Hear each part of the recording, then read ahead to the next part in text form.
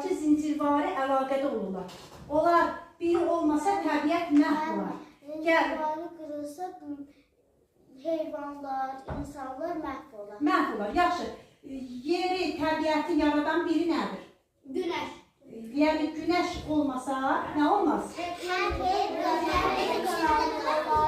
Yerdən deyək. Yetiştirdiğimiz bitkiler D vitamini almaz.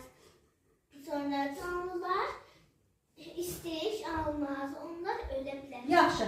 Deyin görüm. Deyin gördüyünde bir növbənə bilən əl qaldırsın, durub desin. Deməli, fərz ilə günəş var. Nə isə yoxdur. O nədir ki, o yoxdur, yenə təbiət məhv olur, yarana bilmir. Nədir? Mənim yeri və havadır. Havadır. Deməli, havanı da Ayxan nə təmin edir? Havanı da Nə? bitkilər, sola. Bitkilər. Bəs edir. Havanı da bitkilər təmin edir. Bəs biri də nədir ki, o yer kürəsində olmasa bitkilər olmaz.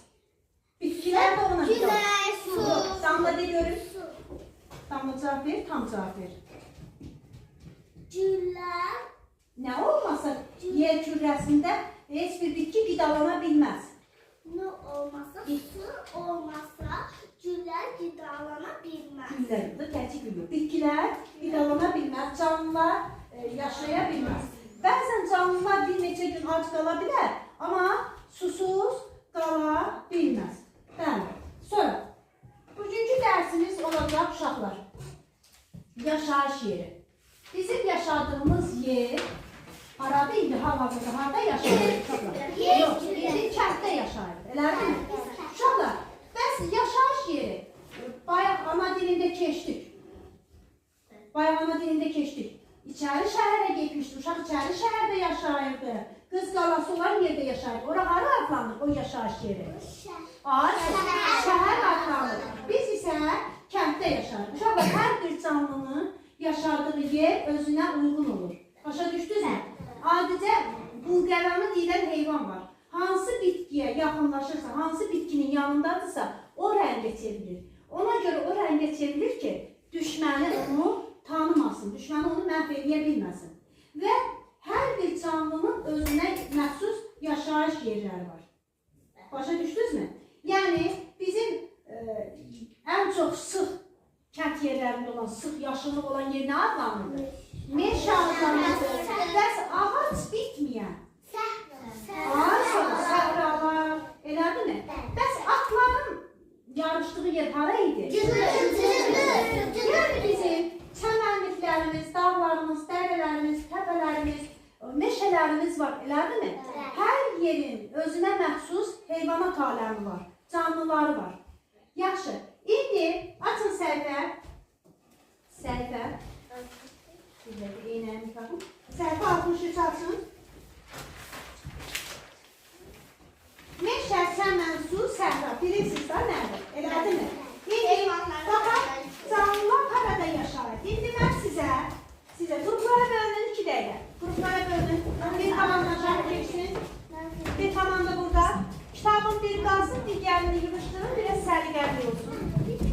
Birini götürüb bəli. Səs eləməyin. Həzər düz otur. Bəsdir, sizin komandaya bəsdir. Siz də düz durun. İndi, qulaq asın. Baxın, səhifə 63-də deməli, fəaliyyət mövzusu var orada. Biz deməli, hər qrupa bir dənə tapşırıq verəcəyik. Ayxan, sizin qrup dənizə aid olan məkanı hazırlayacaq balıqları dənizə. Səhifə 63-ə açın. 63-ə açın. Açın. Səliqənə, kitabı səliqənə incitməyin.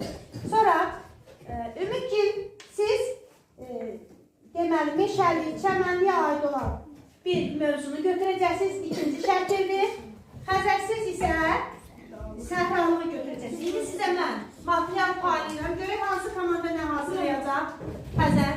Sizə verirəm. Deməli, səhralığı.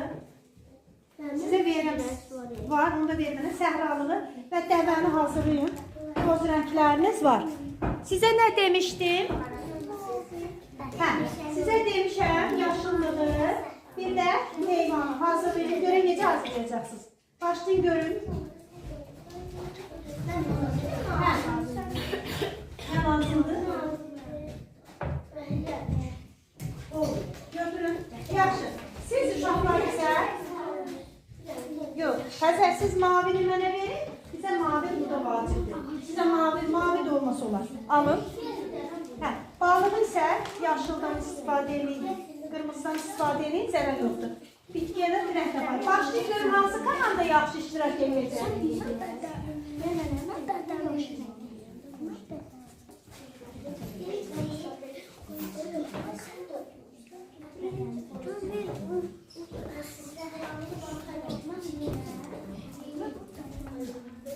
Ayxan onun nə rəhdi? Göz. Yaşıldan bitkilərinizə də istifadə edərsiniz. Ben bundan